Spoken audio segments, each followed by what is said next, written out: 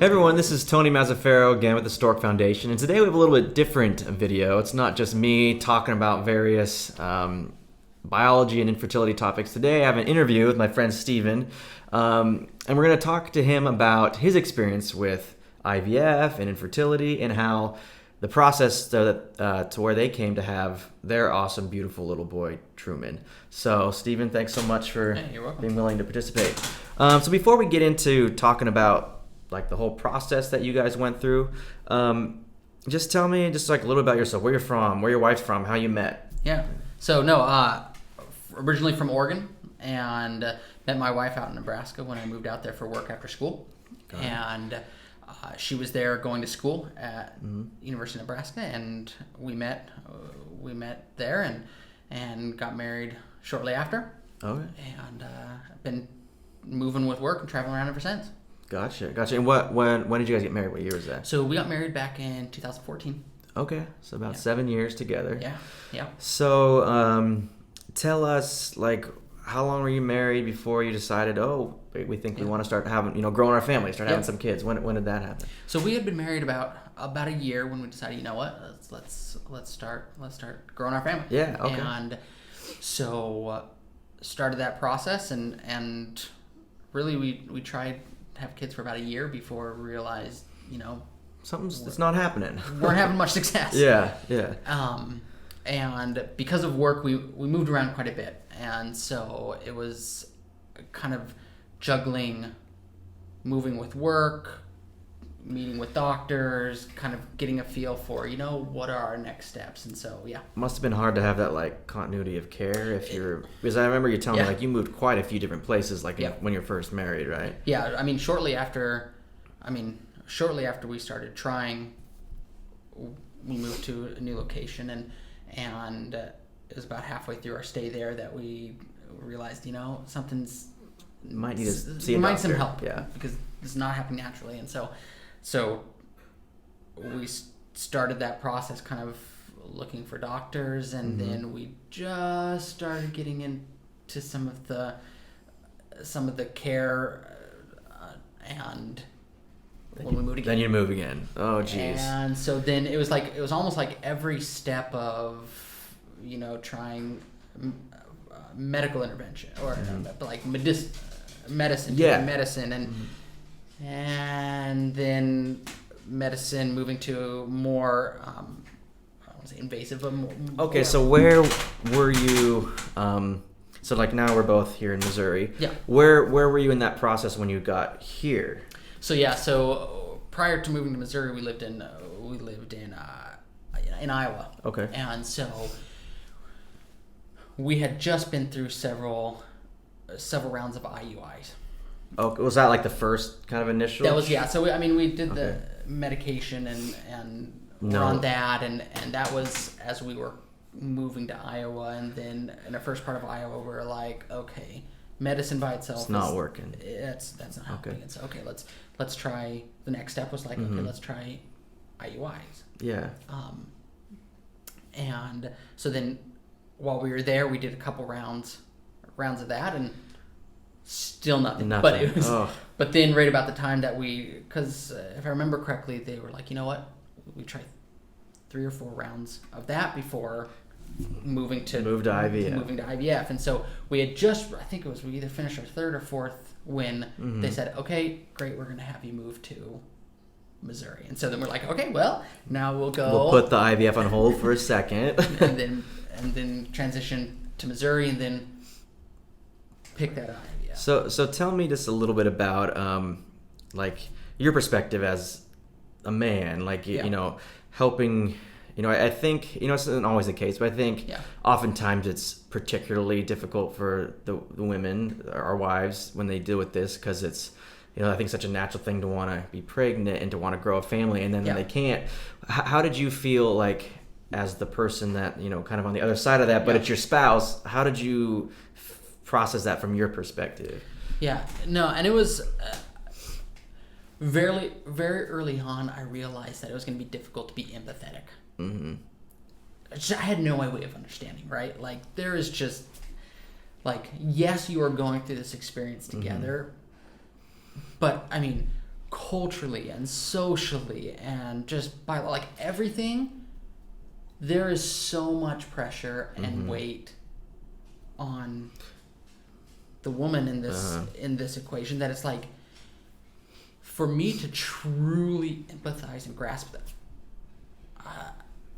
that was going to be hard. And not just hard, but I was like, I didn't feel like I could actually truly feel the same or understand. Yeah. And so at first it was a little difficult for me to like understand how I could relate or how I could support when you're like, I don't know. there was not a chance that I was truly going to be able to empathize. And I think I realized early on, and a lot of it came in talking with Erin and talking with her and just having these like just conversations and having her talk through what she was thinking, that it was like she didn't necessarily need me to empathize. She didn't need me to be like, I know how you feel. What did she need from you? What did she want I think a lot of it was just being there as a support, being there as someone who while didn't understand fully, nonetheless could respect that she's going through what she's going through, and understanding that it's just not like, it's disappointing, but that it's so much more than just disappointing. Like oh, bummer. Yeah, it's more than that. It is so much more than that. And so like, I think early on that was difficult for me, and especially being someone who wants to solve problems. Like you're just like, problem, fix there's it. A problem, What's fix the, it. What's the big deal? Yeah. Very early on, I realized that's not going to work. This was completely out of my wheelhouse. And so, like, there was a little bit of it where it's like, this is so much out of my hands. Like, so much out of, like, there is nothing can't just fix I this, can do to fix this.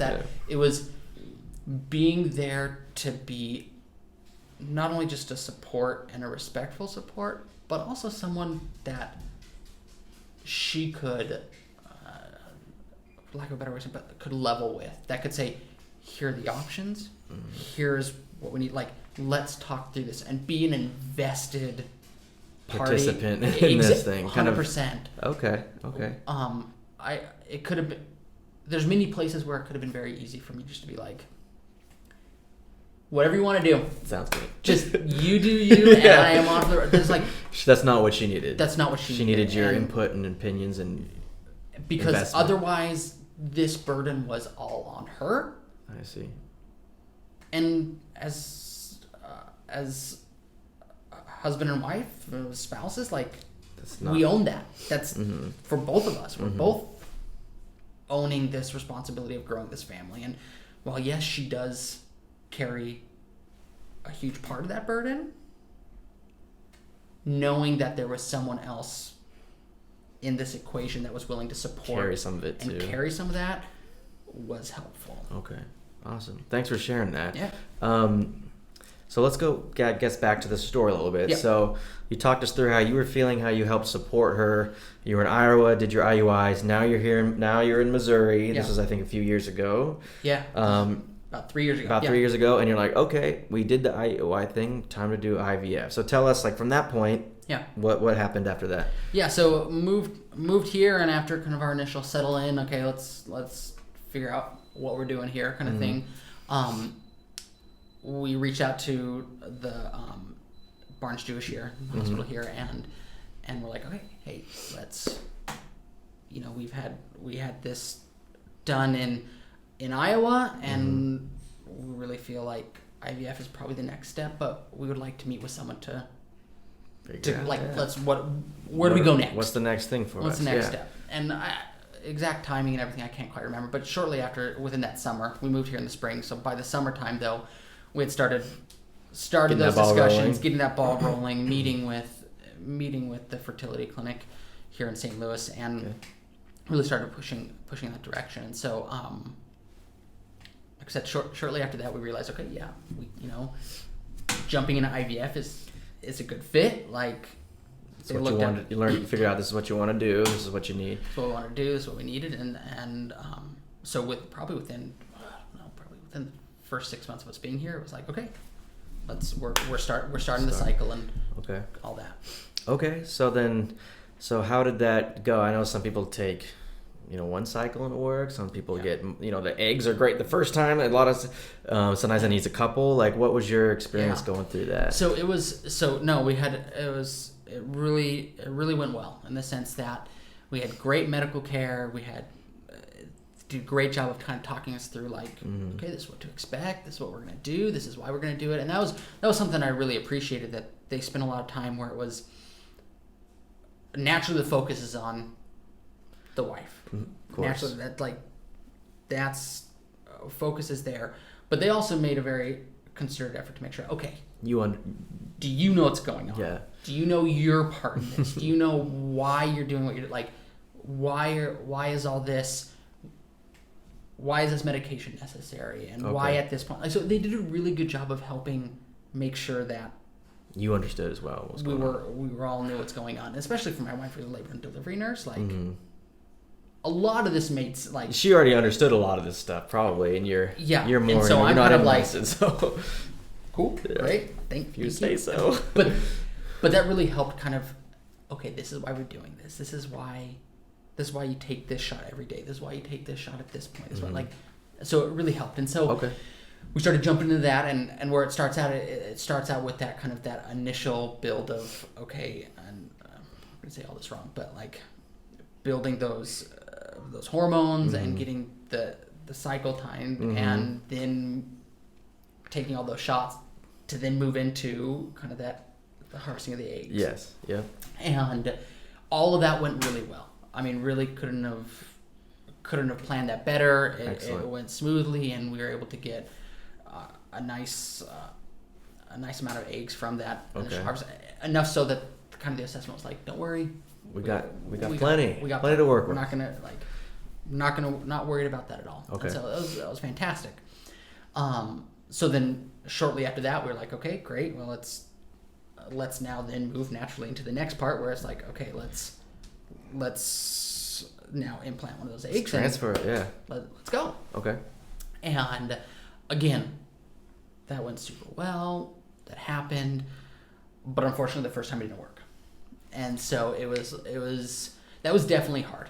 I mean, no questions about it. That was definitely hard, especially since now, obviously, we're doing IVF, so not everything has worked as we had planned, but for all intents and purposes, in the grand scheme of this process, great. Like, there had been no red flags. Things have been going pretty smooth up until they transfer, and you're like, and that it continued to go good, but that first time did not. And then when they called 2 weeks after, they said after the 2-week blood test, it was like, no, sorry, it didn't work. And so, dang, was that pretty devastating, or did you prepare yourself that might be possible, or how did you guys work? I think there was that? always again, after how many rounds of IUI, after how many You've been months through a lot and years already of trying, that it was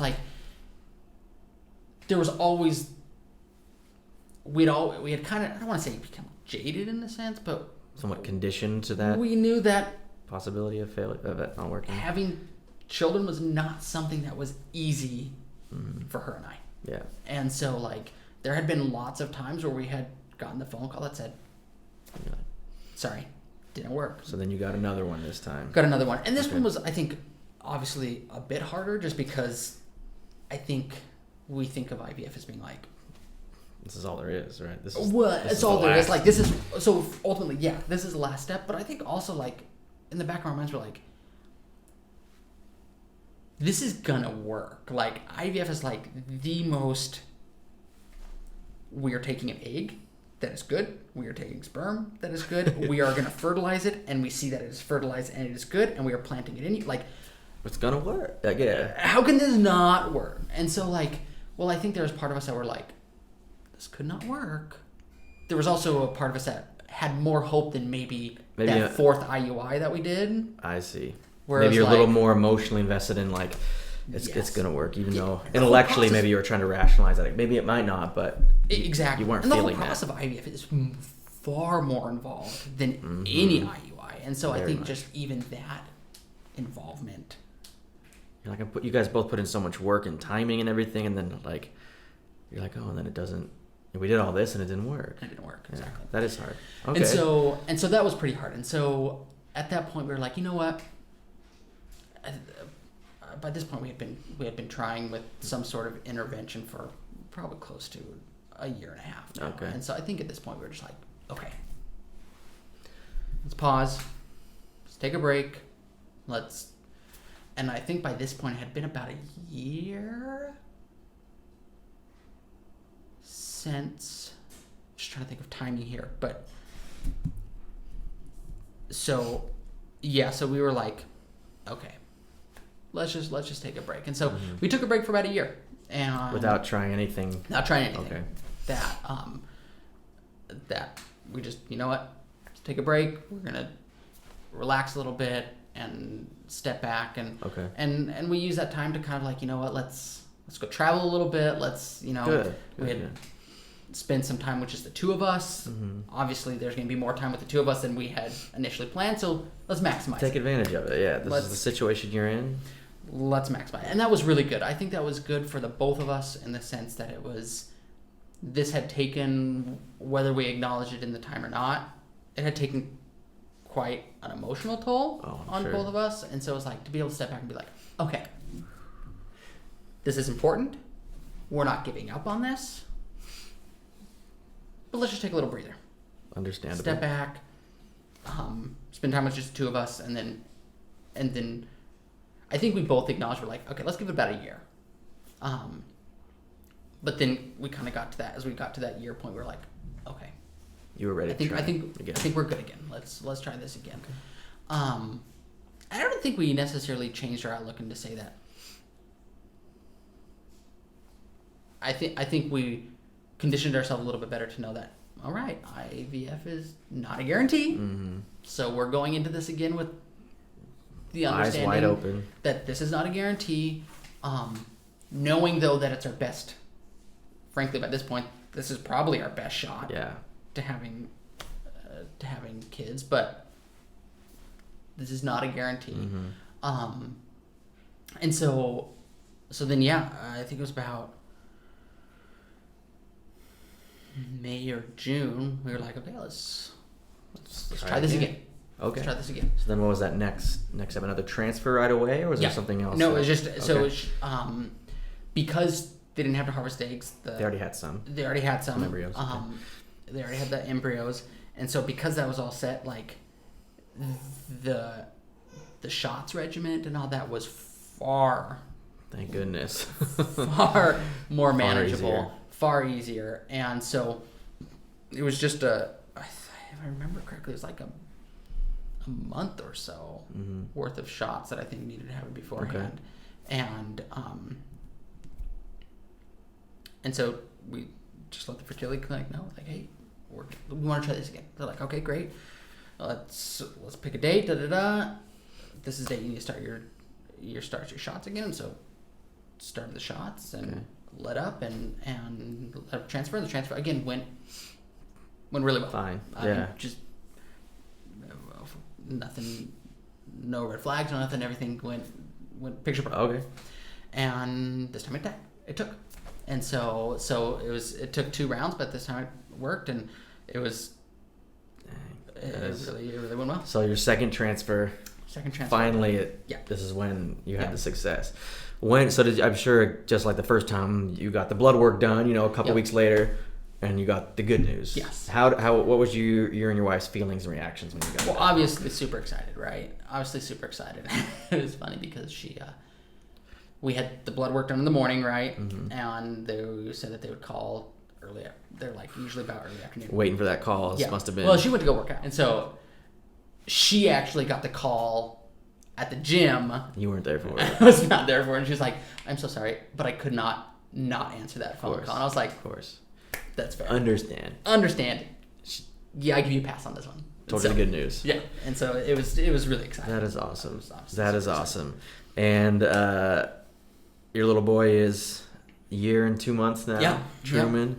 Yeah. And that's just such a great story, particularly for like the Stork Foundation. This is like their sole mission is to help people in your position who maybe don't have insurance or don't have a job that can't make it happen to make it happen. So that's like so awesome. That's cool. That really is neat.